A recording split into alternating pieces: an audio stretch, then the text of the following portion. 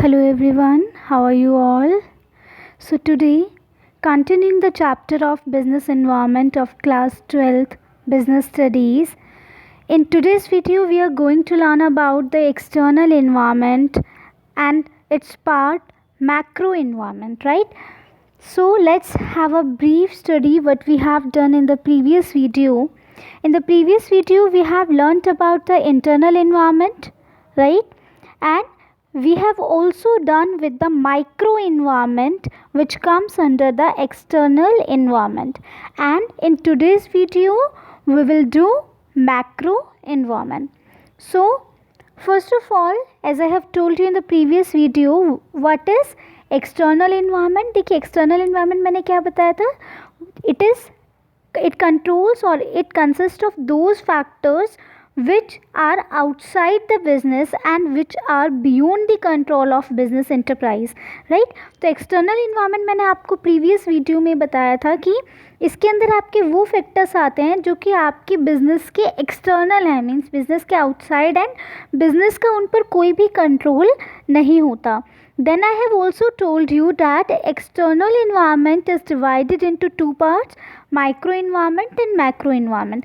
Micro environment is also known as operating environment, जिसमें मैंने आपको बताया था कि इसके अंदर आपके वो फैक्टर्स आते हैं जो कि आपके बिजनेस से बहुत ज़्यादा क्लोजली रिलेट करते हैं, राइट? ये मैंने आपको बताया था कि माइक्रो इन्वायरमेंट में वो फैक्टर्स आते हैं which are very closely related to the business. Okay, then macro environment ये हम आज पढ़ेंगे. मैक्रो इन्वायरमेंट क्या होता है? इट कंट्रोल्स और it refers to all those external factors which have a distant relation with the business. देखिए जिसका बिजनेस के साथ में डिस्टेंट रिलेशन होता है. जो माइक्रो इन्वायरमेंट के फैक्टर्स होते हैं उनका बिजनेस के साथ में क्लोज रिलेशन होता है, बट जो मैक्रो इन्वायरमेंट के फैक्टर्स होते हैं they have a distant relationship with the business. और इनमें क्या क्या इंक्लूड होता है? It includes factors such as factors which create opportunities and threats to the business units. तो वो फैक्टर्स आते हैं जो कि आपके बिजनेस यूनिट्स के लिए कोई भी अपॉर्चुनिटीज़ या थ्रेट्स क्रिएट करते हैं. स्वॉट एनालिसिस भी मैंने आपको लास्ट वीडियो में बताया था, डिस्कस किया था हमने कि स्वॉट एनालिसिस में जो स्ट्रेंथ वीकनेसेस होते हैं that are the part of micro environment, और जो आपकी अपॉर्चुनिटीज़ थ्रेट्स होते हैं these are the part of macro environment. Now see what does macro environment consist of. There are several dimensions of business environment or macro environment like economic environment, socio-cultural, legal, technological, political, etc. First of all, the major component of macro environment is economic environment. देखिए economic environment क्या होता है? It is very complex and dynamic in nature. जो आपका economic environment होता है वो बहुत ही complex nature का होता है, बहुत ही dynamic nature का होता है. Dynamic means चेंजेबल, फ्लेक्सिबल, यानी कि जो कि चेंज होता रहता है. जैसे जैसे आपकी पॉलिटिकल सिचुएशंस, आपकी पॉलिसीज़ चेंज होती है वैसे वैसे आपका इकोनॉमिक इन्वायरमेंट भी चेंज होता रहता है. सो economic environment is dynamic in nature. अब देखिए 3 आपके कंपोनेंट्स होते हैं इकोनॉमिक इन्वायरमेंट के जो कि एक साथ मिलकर के आपका क्या बनाते हैं? इकोनॉमिक इन्वायरमेंट बनाते हैं. And so the main elements of economic environment are economic conditions, economic policies and economic system. देखिए इकोनॉमिक कंडीशंस में क्या आता है? जैसे आपके देश की जो आपके नेशन की नेशनल इनकम है या जो जनरल प्राइस लेवल है, रेट ऑफ इंटरेस्ट है, all these are included under economic conditions. Economic policies such as export import policies, taxation policies, industrial policies, ये सब किस में आएंगे? आपके इकोनॉमिक पॉलिसीज़ में आएंगे. इकोनॉमिक सिस्टम में क्या आते हैं? Socialistic economic system, capitalistic economic system, mixed economic system, these are the economic system. तो आपको ये पता होना चाहिए कि आपके इकोनॉमिक इन्वायरमेंट में क्या क्या 3 एलिमेंट्स आते हैं, और इन 3 एलिमेंट्स में बेसिकली आपको नेम्स या कुछ एग्जाम्पल्स पता होने चाहिए क्या क्या आते हैं. उसके लास्ट में आपको गिवन है other economic factors. These are the other factors which are other than the economic conditions, economic policies and economic systems. These are infrastructural facilities, banking, insurance company, money markets, capital markets. These are the other economic factors, right? Now non economic environment, देखिए ये तो economic environment है जो अलग हो गया। अब non economic environment में आपके इकोनॉमिक इन्वायरमेंट के अलावा जितने भी फैक्टर्स होंगे वो सभी किस में आएंगे, नॉन इकोनॉमिक में।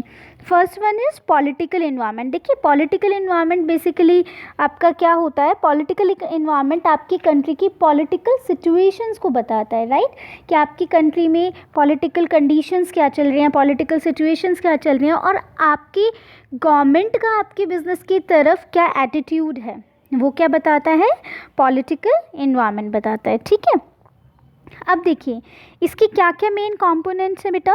First one is political belief of the government. Government का क्या पॉलिटिकल बिलीफ है, यानी कि गवर्नमेंट क्या पॉलिटिकल अपने माइंड में आपके लिए बिलीफ लेकर चल रही है आपके बिजनेस के लिए। ठीक है, political strength of the country, आपकी कंट्री की पॉलिटिकल स्ट्रेंथ क्या है या पॉलिटिकल स्टेबिलिटी क्या है, that is also the major component of political environment.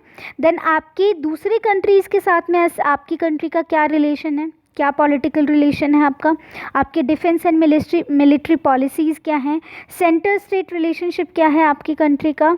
ठीक है, दूसरी जो आपकी अपोजिशन पार्टीज़ हैं वो क्या सोचते हैं आपके बिजनेस यूनिट के बारे में, ये सारे किस में आते हैं, आपके पॉलिटिकल इन्वायरमेंट में।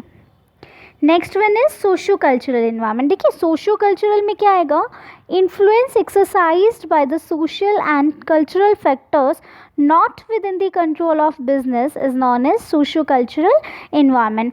कि जो भी इन्फ्लुएंस सोशल और कल्चरल फैक्टर्स का रहता है, यानी कि आपके जो सोशल और कल्चरल फैक्टर्स हैं उनका क्या इन्फ्लुएंस रहता है आपके बिजनेस पर, and obviously these are not under the control of your business. ठीक है, तो उसको हम सोशो कल्चरल इन्वायरमेंट कहते हैं। बेसिकली इसके अंदर क्या आते हैं कि आपके क्या ट्रेडिशंस हैं, क्या वैल्यूज़ हैं, ठीक है, क्या आपके सोशल ट्रेंड्स हैं, आपका स्टैंडर्ड ऑफ लिविंग क्या है, आपका लेवल ऑफ एजुकेशन क्या है, ये सब आपके सोशो कल्चरल इन्वायरमेंट में आते हैं, right. So these factors include attitude of people to work, family system, caste system, religion, education, marriage, और उसके अलावा मैंने आपको क्या क्या बताया, traditions, values, social trends, standard of living, fashions, ये सब आपके किस में आएंगे, सोशो कल्चरल इन्वायरमेंट में आएंगे।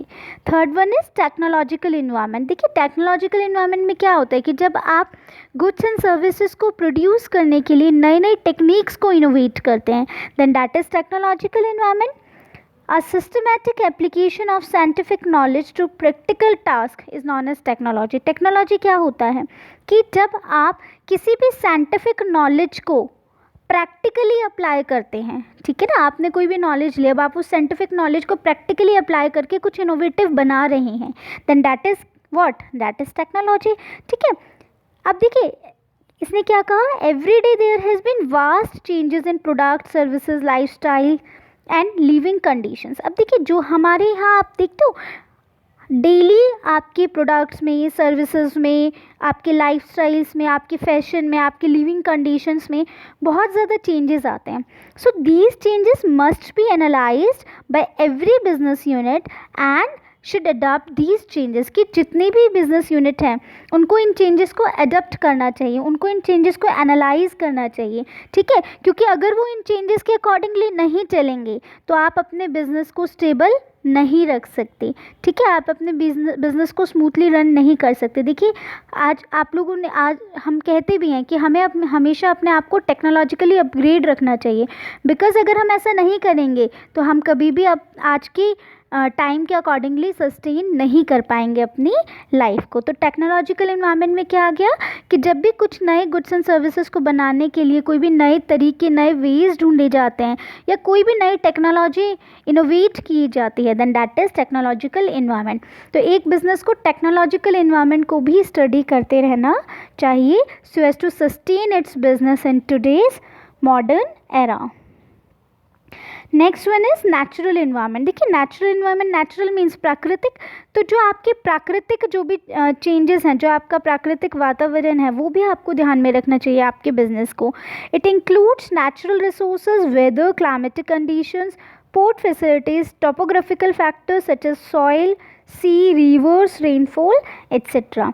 देखिए नेचुरल इन्वायरमेंट में क्या आएगा, जितने भी आपके नेचुरल रिसोर्सेज होते हैं ना, वो सब आपके नेचुरल इन्वायरमेंट में आएंगे। आपके नेचुरल रिसोर्सेज हो गए, आपका वेदर हो गया, आपका क्लाइमेटिक कंडीशंस हो गए, ठीक है, आपके टोपोग्राफिकल फैक्टर्स जैसे कि सॉइल है, रिवर्स है, रेनफॉल है, ये सब किस में आएंगे, नेचुरल इन्वायरमेंट में। Every business unit must look for these factors before choosing the location of their business। देखिए जब भी आप अपने बिजनेस की लोकेशन को चूज़ करते हैं, जब भी आप अपने बिजनेस की लोकेशन को सिलेक्ट करते हैं, तो उस टाइम पर आपको इन फैक्टर्स का ध्यान रखना चाहिए। देन डेमोग्राफिक इन्वायरमेंट के अंदर क्या आता है, देखिए आपके पॉपुलेशन से के पर्सपेक्टिव से रिलेटेड जो स्टडी होती है, that is demographic environment. Population के पर्सपेक्टिव से रिलेटेड का मीनिंग क्या है, आपकी पॉपुलेशन का साइज़, आपके पॉपुलेशन का स्टैंडर्ड ऑफ लिविंग हो गया, ग्रोथ रेट हो गया, ठीक है, एज सेक्स कॉम्पोजिशन हो गया, family size, income level, upper level है, मिडल है, लोअर है, एजुकेशन लेवल। सो आपके पॉपुलेशन से के पर्सपेक्टिव से रिलेटेड जितनी भी स्टडी की जाती है, चाहे आपका स्टैंडर्ड ऑफ लिविंग देखा जाए, चाहे आपका एज देखी जाए, ग्रोथ रेट देखा जाए, फैमिली साइज़ देखा जाए, ठीक है, और चाहे एजुकेशन लेवल, इनकम लेवल, कुछ भी देखा जाए, then that is demographic environment. Every business unit must see these features of population and recognise their various needs and produce accordingly. तो हर एक बिजनेस यूनिट को पॉपुलेशन के इन फीचर्स को लुकआउट करना चाहिए एंड उनके अकॉर्डिंगली ही अपने प्रोडक्ट्स को प्रोड्यूस करना चाहिए। Last one is international environment. देखिए इंटरनेशनल इन्वायरमेंट क्या होता है, बेसिकली ये उन बिजनेस यूनिट्स के लिए होता है या उन इंडस्ट्रीज फॉर्म्स के लिए होता है जिनका बिजनेस इंपोर्ट एक्सपोर्ट पर क्या करता है, डिपेंड करता है। या तो आप इंपोर्ट कर रहे हैं, मीन्स अपना सामान दूसरे देश में आप बेच रहे हैं, या फिर एक्सपोर्ट कर रहे हैं, एक्सपोर्ट कर रहे हैं मीन्स अपना सामान दूसरे देश में बेच रहे हैं, और इंपोर्ट कर रहे हैं मीन्स दूसरे देश से अपने देश में कोई सामान खरीद रहे हैं, मंगवा रहे हैं। तो जब भी इंपोर्ट एक्सपोर्ट होता है, ठीक है, तो then that is international environment. देखो आपको जब भी इंपोर्ट एक्सपोर्ट करते हो तो आप ये देखोगे ना, इंपोर्ट एक्सपोर्ट पॉलिसीज़, या आप उस इंटरनेशनल इन्वायरमेंट की स्टडी आपको करनी पड़ेगी। अब इसमें कुछ फैक्टर्स होते हैं जो आपके बिजनेस को अफेक्ट करते हैं, like liberalisation, globalisation, foreign business policies, cultural exchange, privatisation, ये सारे फैक्टर्स हम फर्दर वीडियोज़ में स्टडी करेंगे। So I hope the macro environment which is very important, इसमें जितने भी आपने डायमेंशंस पढ़े हैं, कंपोनेंट्स पढ़े हैं, these all are very important. Okay, so please watch this video carefully, and if you are having any doubt, any query, then you can contact me anytime. So have a nice day and thank you so much.